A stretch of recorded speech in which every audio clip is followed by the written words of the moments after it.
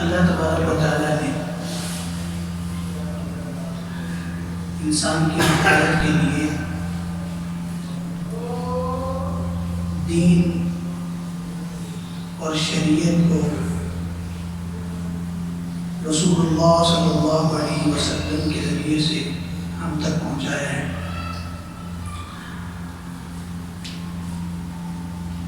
آپ صلی اللہ علیہ وسلم کے دیے گئے احکامات اور رسول اللہ صلی اللہ علیہ وسلم کے کیے گئے اعمال پوری امت کے لیے ہدایت کا ذریعہ ہے۔ آپ صلی اللہ علیہ وسلم کا کوئی بھی عمل خیر سے خالی نہیں ہے، اس لیے کہ رسول اللہ صلی اللہ علیہ وسلم خیر کا مجموعہ تھے، یعنی خیر جہاں اکٹھی ہوتی ہے، جہاں جمع ہوتی ہے، اور خیر کا چشمہ جہاں سے پھوٹتا ہے وہ مجموعہ اور منبع آپ صلی اللہ علیہ وسلم کی مبارک ذات ہے۔ تو رسول اللہ صلی اللہ علیہ وسلم پر جو احکامات اللہ رب العزت نے بھیجے، نازل کیے وحی کی صورت میں، ان کی دو صورتیں ہیں۔ بعض احکامات آپ صلی اللہ علیہ وسلم کے وہ امت پر فرض اور واجب کی حیثیت رکھتے ہیں، اور بعض احکامات رسول اللہ صلی اللہ علیہ وسلم کے وہ امت کے لیے فرض اور واجب کی حیثیت تو نہیں رکھتے، لیکن اگر امت ان اعمال کو بھی اپنی زندگی کا حصہ بنائے تو دنیا آخرت کی خیریں امت اکٹھی کر سکتی ہے، کیونکہ رسول اللہ صلی اللہ علیہ وسلم کے بارے میں قرآن مجید کا یہ ارشاد وَمَا يَنْطِقُ عَنِ الْهَوَىٰ إِنْ هُوَ إِلَّا وَحْيٌ يُوحَىٰ ہم تک پہنچا ہے کہ نبی صلی اللہ علیہ وسلم جو بھی عمل کرتے ہیں یا جو بھی بات کہتے ہیں عن الہوا وہ ان کی ذاتی نہیں ہوتی، ان هو الا وحی یوحیٰ نبی جو بھی عمل کرتے ہیں وہ اللہ کی طرف سے کی گئی وحی کے مطابق ہوتا ہے۔ وحی کی دو صورتیں ہیں، ایک وحی مطلوب کہلاتی ہے، یعنی وہ وحی جس کی تلاوت عام ہے، جیسے قرآن مجید کہ ہر خاص و عام کثیر تعداد میں قرآن مجید کی تلاوت کرنے والے ہیں۔ کچھ حضرات ہیں کہ جن کو قرآن نہیں آتا، سیکھنا چاہیے، لیکن قرآن ایسی وحی ہے کہ جس کی تلاوت عام ہے۔ گھر میں یوں نہیں ہے کہ اگر 10 افراد ہیں تو 10 میں سے کسی کو بھی قرآن نہ آتا ہو، 4 افراد ہیں تو 4 میں سے کسی کو بھی نہ آتا ہو۔ تو ایک وحی وہ ہے جو مطلوب کہلاتی ہے، جس کی تلاوت کثرت کے ساتھ ہر عام اور خاص کر پاتا ہے، اس کو قرآن مجید کلام الہی کہا جاتا ہے۔ اور ایک وحی وہ ہوتی ہے جو غیر مطلوب ہوتی ہے، یعنی جس کی تلاوت فقط خاص افراد کرتے ہیں، ہر کوئی اس کی تلاوت نہیں کر سکتا ہے۔ اس وحی کو حدیث رسول کہتے ہیں صلی اللہ علیہ وسلم۔ جس انسان کو قرآن یاد نہ ہو، نماز پڑھنے کے لیے اس کو قرآن کا کچھ حصہ ضرور یاد ہوتا ہے، لیکن احادیث کے مجموعے کو دیکھیں تو احادیث ہر کسی بندے کو زبانی یاد نہیں ہوتی ہے، کسی سے سن لی، کہیں سے پڑھ لی، ترجمہ یاد ہے، لیکن جس طرح الفاظ کی صورت میں ہر بندے کو کم از کم کچھ نہ کچھ قرآن یاد ہوتا ہے، احادیث یاد نہیں ہوتی ہے، لیکن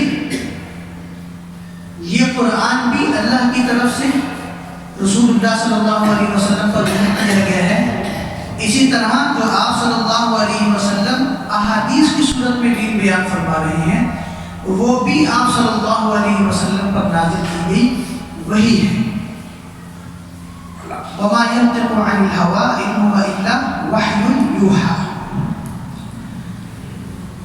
تو ہر طرح کے اعمال، چاہے وہ فرائض کی صورت میں ہوں، واجبات کی صورت میں ہوں، چاہے وہ سنت اور مستحبات کی صورت میں ہوں، دونوں طرح کے اعمال امت کرے گی تو ان اعمال کی برکت سے بہت ساری خیریں انشاءاللہ سمیٹنے والی بن جائے گی۔ فرض نماز یہ حکم الہی ہے، اللہ کا حکم ہے، قرآن مجید میں بار بار تلقین کی گئی ہے، اقیموا الصلاۃ اقیموا الصلاۃ اقیموا الصلاۃ اقاموا الصلاۃ، نماز پڑھو نماز پڑھو نماز پڑھو۔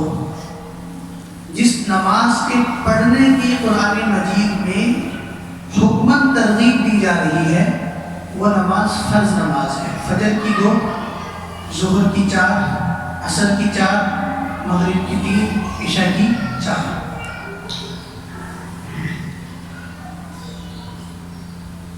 لیکن اس کے ساتھ جو نمازیں ہم پڑھتے ہیں سنت کی صورت میں اور نوافل کی صورت میں، اس کی ترغیب رسول اللہ صلی اللہ علیہ وسلم کے قول اور فعل سے ہے۔ قرآن مجید میں فجر کی 2 سنتوں کا ذکر نہیں ہے، تو کیا مطلب اب قرآن میں اگر فجر کی 2 سنتوں کا ذکر نہیں آیا ہے تو پڑھیں گے نہیں؟ پڑھیں گے۔ وجہ کیا ہے کہ وحی کی پہلی صورت میں اس کا تذکرہ نہیں ہے، لیکن وحی کی دوسری صورت رسول اللہ صلی اللہ علیہ وسلم کا قول اور رسول اللہ صلی اللہ علیہ وسلم کا عمل، اس سے یہ دونوں ثابت ہیں۔ اسی طرح ظہر کی نماز سے قبل کی 4 سنتیں، ظہر کی نماز کے بعد کی 2 سنتیں اور پھر 2 نفل پڑھتے ہیں۔ عصر کی نماز سے قبل کی 4 سنتیں غیر مؤکدہ ان کو کہا جاتا ہے کہ بعض اوقات آپ صلی اللہ علیہ وسلم ان کو ترک بھی کیا کرتے تھے۔ مغرب کی نماز کے بعد کی 2 سنتیں تاکیدی یعنی مؤکدہ ہیں، ان کی تاکید کی گئی ہے پڑھنے کی، آپ نے کبھی ان کو ترک نہیں کیا ہے۔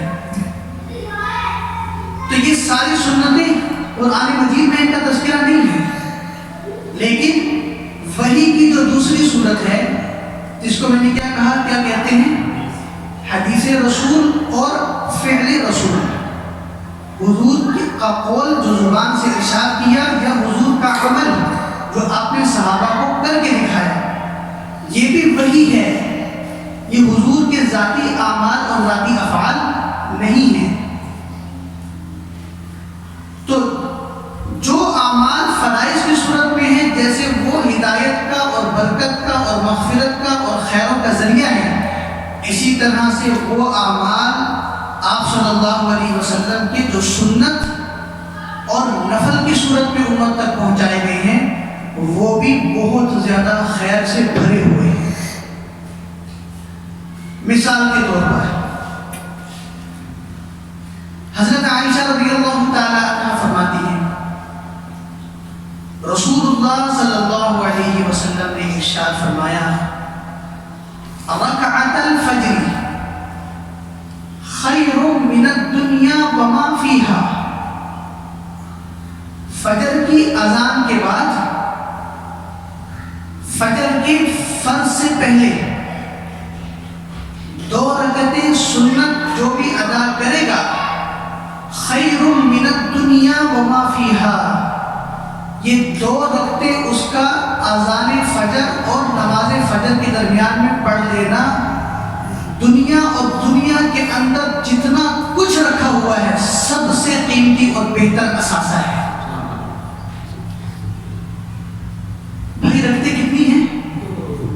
تو پڑھنی کب ہے؟ اذان فجر کے بعد، نماز فجر سے پہلے۔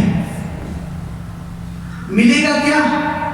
فرمایا دنیا اور دنیا کے اندر جو کچھ بھی رکھا ہوا ہے، جن کو انسان اپنے لیے بہت زیادہ قیمتی چیزیں سمجھتا ہے، تو انسان کی سمجھ کے علاوہ بھی دنیا کے اندر جتنی بھی قیمتی اثاثے ہیں، وہ اثاثے انسان کے پاس نہ ہو، لیکن انسان کے پاس ایک اثاثہ ہو۔ وہ کیا؟ کہ وہ اذان فجر کے بعد نماز فجر سے پہلے کتنی رکعتیں پڑھ لے؟ 2 رکعتیں پڑھ لے۔ فرمایا یہ دنیا کے اثاثوں سے بہتر سب سے قیمتی اثاثہ اللہ نے اس کو عطا کر دیا ہے۔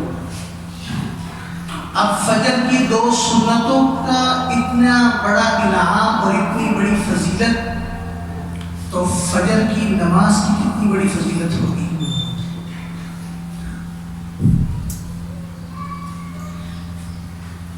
صحابہ فرماتے ہیں لم یکن النبی صلی اللہ علیہ وسلم،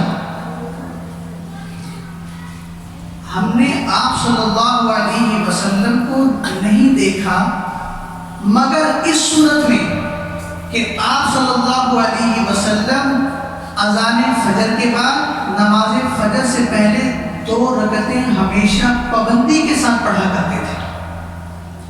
اور حضرت حفصہ فرماتی ہیں کہ خفیفتین، نہایت ہلکی پڑھا کرتے تھے۔ وجہ کیا ہے؟ یعنی لمبی نہیں پڑھا کرتے تھے بلکہ خفیف، ہلکی، کیونکہ آپ اذان فجر سے پہلے تہجد کی نماز بڑی طویل پڑھتے تھے۔ پھر تہجد کی نماز پڑھنے کے بعد جب وقت ختم ہو جاتا تو پھر آپ کچھ دیر کے لیے لیٹتے تھے۔ وہ لیٹنا اس صورت میں اس لیے ہوتا تھا سونے کے لیے نہیں، جیسے بعض حضرات ساری رات نوافل پڑھتے رہتے ہیں اور بیچاروں کو بعض اوقات فجر کی نماز نصیب نہیں ہوتی، تو لیٹتے اس لیے تھے کہ رات بھر جو تہجد کی صورت میں مشقت کی ہے، محنت کی ہے، جسم کو تھوڑی سی کیا مل جائے؟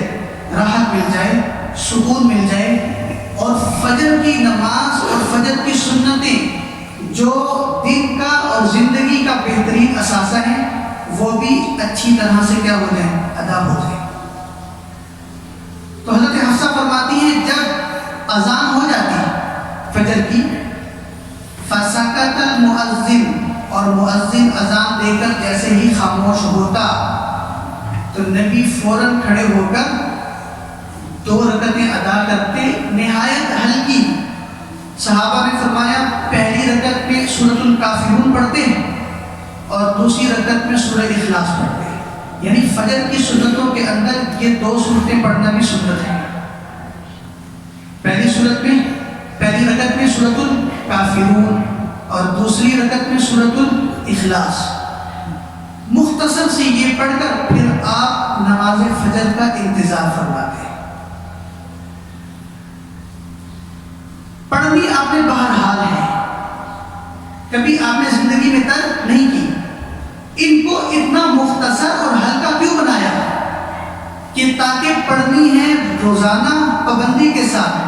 اگر ان کو زیادہ بھاری بنا دیا جاتا یا اس کے اہتمام میں اور چیزوں کو شامل کر دیا جاتا تو پھر ہر بندے کے لیے فجر کی نماز پڑھنا مشکل ہے، تو وہ سنتیں کیسے ادا کرتا؟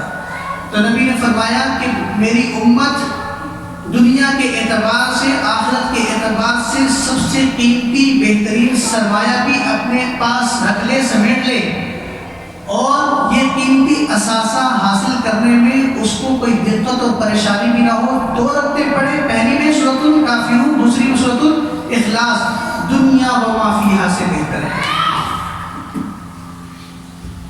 اسی طرح رسول اللہ صلی اللہ علیہ وسلم کا ارشاد کہ آپ نے فرمایا کہ فجر کی 2 سنتوں کو پابندی کے ساتھ پڑھو، ان طرتکم الخیل، اگرچہ تمہیں گھوڑے روند کر چلے جائیں، گھوڑے تمہارے اوپر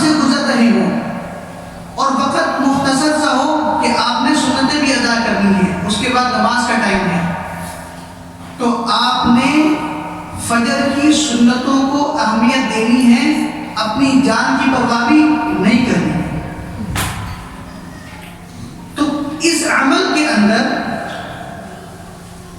ظاہری بات ہے کوئی نہ کوئی تو خصوصیت چھپی ہوئی ہے کہ نبی نے اتنی تاکید بڑھا دی کہ اگر تم نماز پڑھنے لگے ہو، وہاں سے گھوڑوں کا ایک لشکر آ رہا ہے اور تمہیں ڈر ہے، اگر ہم نے نماز شروع کی تو گھوڑے ہمیں روند کر چلے جائیں گے، تو فرمایا گھوڑوں کے پاؤں کے نیچے روندے جانا، لیکن ان 2 رکعتوں کو چھوڑنا نہیں ہے۔ اسی لیے احادیث میں اتنی تاکید آنے کے بعد بعض فقہاء نے وتر کے وجوب کی طرح فجر کی سنتوں کو بھی واجب قرار دیا ہے کہ جیسے عشاء کے بعد وتر پڑھنا کیا ہے؟ واجب ہے۔ اگر عشاء کی نماز قضا ہو جاتی ہے تو اس قضا کے ساتھ وتر کی قضا بھی کی جائے گی۔ اسی طرح بعض فقہاء نے احادیث میں اتنی زیادہ ان سنتوں کی تاکید پڑھ لینے کے بعد نتیجہ یہ نکالا کہ یوں محسوس ہوتا ہے کہ جیسے یہ سنتیں بھی امت پر پڑھنا کیا ہے؟ واجب ہے۔ چنانچہ پھر علماء نے ایک مسئلہ بھی بیان کیا کہ جس طرح وطروں کی تاکید کی گئی کہ عشاء کے بعد نماز وطر پڑھی لی جائے گی، اور آپ صلی اللہ علیہ وسلم کی آخری نماز کون سی نماز ہوتی تھی؟ نماز وطر، روزانہ پڑھتے تھے۔ تو اسی طرح سے کہ اگر فرض عشاء کے رہ گئے قضا ہو گئے تو اب سنتوں کی قضا نہیں، جو نوافل ہم پڑھتے ہیں ان کو نہیں دہرانا، بلکہ 4 فرض عشاء کے پڑھنے ہیں اور 7 وطروں کی کیا کرنی ہے؟ قضا۔ اسی سے علماء نے مسئلہ نکالا کہ اگر وطروں کی اتنی تاکید احادیث میں ہے تو فجر کی 2 سنتوں کی تاکید بھی احادیث میں بہت زیادہ مل رہی ہے، لہذا ان کا حکم بھی وجوب کا ہے کہ اگر نماز فجر سے قبل کسی کی سنتیں رہ گئیں تو طلوع شمس کے بعد وہ ان سنتوں کی قضا کرے۔ سمجھ میں آؤ؟ طلوع شمس کے بعد ان سنتوں کی کیا کرے؟ قضا کرے۔ چھوڑنے کسی صورت میں نہیں ہے۔ کیوں؟ اس لیے کہ فرمایا خیر من الدنیا وما فیہا، جو ان 2 رکعتوں کو پابندی سے پڑھے گا یہ دنیا اور دنیا کے اندر جتنے بھی سامان اور اسباب ہیں، اثاثے ہیں، سب سے اس سے قیمتی اثاثہ فجر کی 2 سنتوں کی پابندی ہے۔ تو پہلی بات تو یہ کہ بھئی اس نماز کو نماز فجر سے قبل پڑھنے کی کوشش کی جائے، اور اتنی دیر پہلے نماز فجر سے پہلے اٹھا جائے۔ کیا کیا جائے؟ اٹھا جائے۔ یہ اٹھنا بہت مشکل کام ہے، لیکن دکان لے جانے کے لیے بھی اٹھتے ہیں کہ نہیں اٹھتے؟ کیوں؟ کمائی کرنی ہے، پیٹ پالنا ہے، اپنی حوائج اور ضروریات کو پورا کرنے کے لیے بھی اٹھتے ہیں کہ نہیں اٹھتے؟ اٹھتے ہیں۔ کیوں؟ ضرورت کو کیا کرنا ہے؟ پورا کرنا ہے۔ تو میرے بھائی جس طرح سے دنیا کمانے کے لیے بستر سے اٹھ جاتے ہیں، آخرت کمانے کے لیے بھی بستر سے اٹھنا چاہیے کہ نہیں اٹھنا چاہیے؟ اس کے لیے تو نبی پہلے سے اٹھ جاتے تھے تہجد کی صورت میں، صحابہ بھی اٹھ جاتے تھے تہجد کی صورت میں۔ اور جس طرح دنیا کی ضرورت پورا کرنے کے لیے انسان بستر چھوڑتا ہے، تو قبر اور آخرت کی ضرورت پورا کرنے کے لیے بستر نہیں چھوڑنا چاہیے۔ اٹھ جاؤ اس سے پہلے کہ اٹھا لیے جاؤ۔ اٹھ جاؤ اس سے پہلے کہ اٹھا لیے جاؤ، اس سے پہلے کہ لوگ ہماری چارپائی کو اٹھائیں اور ہم اٹھنا چاہیں لیکن اٹھ نہ پائیں، اس سے قبل ہم خود اٹھنے کی ترتیب زندگی میں بنا لیں۔ رمضان میں کیسے لوگ فجر کی نماز اہتمام سے پڑھتے تھے، تو اللہ نے آپ سب کو بتایا کہ دیکھو تم پڑھ سکتے ہو، اگر نہ پڑھ سکتے ہوتے تو رمضان میں بھی نہ پڑھتے۔ رمضان میں جو تم نے پڑھی ہے یہ اس بات کی دلیل ہے کہ تم پڑھ سکتے ہو۔ اب اگر رمضان کے بعد تم نہیں پڑھ رہے تو یہ تمہاری اپنی کمی اور کوتاہی ہے، جس کمی اور کوتاہی پر قیامت کے دن مواخذہ ہوگا، بچت نہیں ہوگی۔ ایک بندہ بیمار ہے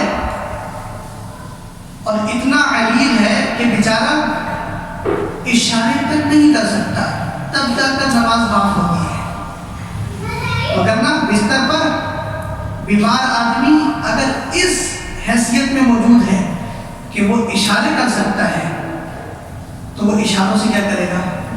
نماز پڑھے گا۔ تو بستر کے ساتھ جو بالکل لیٹا ہوا ہے، اس کے اندر اٹھنے کی طاقت نہیں ہے، جس کو شریعت نے کہا اگر تو اس قابل بھی ہے کہ اشاروں سے ادا کر سکتا ہے تو تو کرے گا، فرض کو وقت پر ادا کرے گا، قضا کرنے کا حکم نہیں ہے۔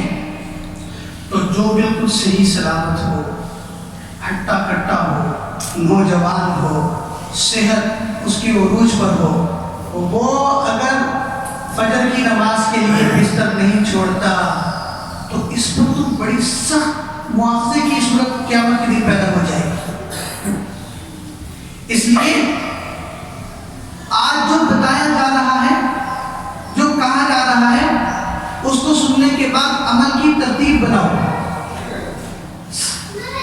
قبل اس کے کہ وہ وقت آ جائے کہ جب بتانے والے اور سمجھانے والوں کی نوبت ختم ہو جائے اور پھر محاسبے کو پوچھنے کا وقت آ جائے۔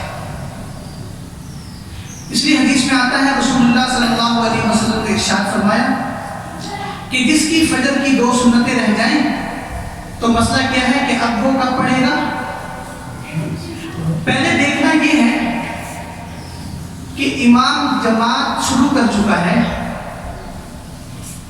تو امام کے تشہد ختم ہونے سے پہلے امام کے تشہد یعنی آخری قاعدے میں جب انسان بیٹھتا ہے نا، اس کو تشہد کہتے ہیں۔ نماز کے ختم ہونے سے پہلے اگر یہ جماعت میں شریک ہو سکتا ہے سنتیں ادا کر کے، تو پھر مسئلہ یہ ہے کہ مسجد کے کسی الگ ستون کے پیچھے، دیوار کے پیچھے، دروازے کے پیچھے کسی آڑ میں صفوں سے ہٹ کر، بعض لوگ صفوں کے اندر کھڑے ہو کر سنتیں پڑھنا شروع کر دیتے ہیں، وہاں سے نماز فجر بھی ادا ہو رہی ہوتی ہے کہ فوراً سنتیں ادا کر کے پھر ساتھی صف میں نماز میں مل جائے گی۔ یہ غلط بات ہے۔ مسئلہ یہ ہے کہ اگر آپ کی سنتیں رہ گئی ہیں تو آپ نے صفوں میں باجماعت جو کھڑے ہونے والے نمازی ہیں ان کے ساتھ کھڑے ہو کر نماز نہیں پڑھنی ہے اپنی سنتیں، بلکہ ان سے علیحدہ ہٹ کر آپ نے سنتوں کو کیا کرنا ہے؟ ادا کرنا ہے۔ اگر آپ امام کے تشہد ختم ہونے سے پہلے یعنی فجر کی فرض ختم ہونے سے پہلے آپ کو یقین ہے کہ میں سنتیں ادا کروں گا اور وہاں پر امام کے سلام پھیرنے سے پہلے میں جماعت میں بھی کیا ہو جاؤں گا؟ شریک ہو جاؤں گا، تو حکم یہ ہے کہ پھر کیا کرے؟ پہلے سنتوں کو ادا کرے۔ اگر اتنا یقین نہیں ہے، کیونکہ دیکھیں نماز اگر پڑھنی ہے نا تو نماز کو آداب اور رعایتوں کے ساتھ پڑھنا بھی ضروری ہے۔ یہ نہیں کہ وقت مختصر ہے تو نماز کی دھجیاں اڑا دی جائے، نہ رکوع، نہ سجدہ، نہ تلاوت، نہ تسبیحات اہتمام کے ساتھ پڑھا جا سکے۔ تو یہ انسان کو خود پتہ ہوتا ہے کہ میں کتنی دیر میں سنتیں ادا کر سکتا ہوں اور کتنی دیر میں اہتمام کے ساتھ نماز کی خشوع اور خضوع کی رعایت کرتے ہوئے کہ میری نماز کہلائے، میں کتنی دیر میں یہ 2 سنتیں پڑھ سکتا ہوں، اور اگر میں پڑھوں گا اور میں جس طرح سے نماز پڑھتا ہوں اگر مجھے تاخیر ہو جائے گی، میں جماعت میں شریک نہیں ہو سکتا، تو پھر اس کے لیے مسئلہ یہ ہے کہ ایک ساتھ ہی کیا ہو جائے؟ جماعت میں شریک ہو جائے۔ اب چونکہ اہم نماز ہے تو احادیث سے مسئلہ علماء نے نکالا کہ جو سنتیں رہ گئی ہیں ان کو کب پڑھنا ہے؟ اشراق کے وقت، جب اشراق کا وقت داخل ہو جاتا ہے اس وقت۔ کب تک پڑھنا ہے؟ زوال سے پہلے آپ پڑھ سکتے ہیں۔ اگر زوال کا وقت بھی نکل گیا اس کے نہیں ہے. ویسے تو قضا نماز پڑھنے کا کوئی وقت مقرر نہیں ہے، کسی بھی وقت آپ قضا نماز پڑھ سکتے ہیں، لیکن ان سنتوں کی قضا کا وقت مقرر ہے. شروع کب سے ہوتا ہے؟ طلوع شمس، مطلب جب رہ گئی نا، جب رہ نہ گئی تو پھر تو اذان فجر. اچھا ایک بات یہ بھی یاد رکھیں، بعض ساتھی گھروں میں موجود ہوتے ہیں اور کافی پہلے سے اٹھے ہوئے ہوتے ہیں. نبی کی جو یہ سنت ہے نا فجر کی نمازوں کی سنت، یہ ازواج مطہرات اس کی روایت فرماتی ہے. تو اس سے پتہ چلتا ہے کہ گھر کی عورت جب بیان کر رہی ہے تو نبی نے یہ نماز کہاں ادا کی ہے؟ گھر میں ادا کی ہے. اور آپ صلی اللہ علیہ وسلم کا معمول تھا یہ کہ آپ سنن اور نوافل اکثر کہاں ادا کرتے تھے؟ گھر میں. اور فرض مسجد میں، تاکہ نماز کے کچھ حصے کی برکتیں گھر میں بھی چھوڑ کر آئیں اور پھر مکمل برکتیں مسجد میں آ کر سمیٹ کر پھر دوبارہ گھر چلے جائیں. تو جو ساتھی اٹھے ہوئے ہوتے ہیں فجر کی اذان بہت پہلے دی جاتی ہے. کیوں دی جاتی ہے؟ تاکہ آپ جاگ جائیں، آپ اٹھ جائیں اور فجر کی نماز میں آپ موقع پر پہنچ جائیں. تو جو پہلے سے اٹھے ہوتے ہیں اگر وقت داخل ہو گیا ہے، تو اپنی مسجد کی اذان کا انتظار نہ کریں، آپ سنتیں ادا کر سکتے ہیں. مسئلہ سمجھنا، یہی مسئلہ ظہر کی سنتوں کا ہے. اگر وقت داخل ہو گیا ہے، آپ فرصت میں ہیں، تو آپ اسی وقت کے داخل ہونے کے بعد سنتوں کو ادا کر سکتے ہیں. مسجد میں اذان ہوئی نہ ہوئی اس کا انتظار ضروری نہیں ہے. تو اگر فجر کی اذان سے آپ پہلے اٹھے ہوئے ہیں، اعمال میں مشغول ہیں، یا آپ کی آنکھ جلدی کھل جاتی ہے، ابھی فجر میں 25 منٹ باقی ہے، آدھا گھنٹہ باقی ہے، تو مصلی بچھا کر یہ سنتیں کہاں ادا کریں؟ گھر میں ادا کریں، تاکہ ان برکتوں کو اللہ رب العزت جو فجر کی سنتوں پر بندے پر اتاریں گے، اس میں سے کچھ حصہ کہاں میسر آ جائے؟ گھر کو بھی میسر آ جائے. ہمارے گھر آج برکتوں سے خالی کیوں ہیں؟ کہ گھر اعمال سے خالی ہے. تو نہ قرآن کی تلاوت، نہ نماز کا اہتمام، نہ مرد نہ عورت، نہ بچے نہ بچیاں. یہ بڑی نحوست کی بات ہے. لوگ کہتے ہیں برکتیں نہیں ہیں، مسائل حل نہیں ہو رہے، پریشان. فجر کی نماز پڑھنے کے بعد آپ اپنے آپ کو کتنا ہلکا فیل کرتے ہیں. جب صبح انسان اٹھتا ہے، وضو کرتا ہے، منہ دھوتا ہے، ٹھیک ہے، اپنے اعضائے وضو کو دھوتا ہے، اس کے بعد وہ چل کر مسجد میں آتا ہے، سنتیں ادا کرتا ہے، نماز پڑھتا ہے، اس کے بعد کیسا جسم حشاش بشاش ہوتا ہے، ذہن کیسا تازہ اور فریش ہوتا ہے. اور یہی بندہ جو 10 بجے اٹھ رہا ہے، جو 11 بجے اٹھ رہا ہے، جو 12 بجے اٹھ رہا ہے، وہ اس کے ساتھ کوئی بات بھی کرے تو وہ آگے کو مارنے کو آتا ہے. ذہن اس کا بیچارے کا دبا ہوا ہوتا ہے، ٹینشن ہوتی ہے، بیچارہ پریشان ہوتا ہے، حواس باختہ ہوتا ہے. اور جو نمازی ہوتا ہے، نماز پڑھتا ہے، فجر کے وقت کیسا مسکرا رہا ہوتا ہے، چہرے پر کیسا سکون ہوتا ہے. اللہ نے برکتیں رکھی ہوئی ہیں نا، یہ اعمال ویسے ہی تو نہیں ہے. تو میرے بھائی، جہاں پر فجر کی نماز پڑھنے کا ہر مسلمان کو اہتمام کرنا چاہیے، تو میں نے کہا فجر کی سنتوں کے اہتمام پر اللہ کے نبی نے اتنا ثواب ذکر کیا ہے، تو نماز فجر پر کتنا ثواب ملے گا. لہٰذا جب تک فجر کی نماز پڑھنے کا اہتمام امت نہیں کرتی، مسجد کو نہیں بھرتی، تو ووٹ ڈالنے سے، کسی کو اپنا من پسند لیڈر منتخب کرنے سے، یا آئے بائے شائع کرنے سے، یا نعرے لگانے سے کامیابیاں نہیں ملیں گی. کامیابیاں اللہ کی کہی ہوئی حکم کو پورا کرنے سے اور رسول اللہ کے کیے گئے عمل کو پورا کرنے سے ملتی ہیں. اب آپ نتیجہ خود اخذ کر لیں کہ ہم کب کامیابی کا سفر شروع کریں گے. اب یہ نتیجہ ہم بھی نکال سکتے ہیں نا کہ کامیابی کا سفر ہمارا کب شروع ہوگا؟ کہ جب ہماری فجر کی جماعت کہاں تک پہنچے گی؟ جمعے کی جماعت کے برابر. وہ دن ہماری کامیابی کے سفر کا پہلا دن ہوگا. تو جب تک مسجدوں کے اندر اس نماز کا اہتمام نہیں ہوتا، مسلمان مر کے چلے جائیں گے، نعرے لگا کر چیخ کر چلے جائیں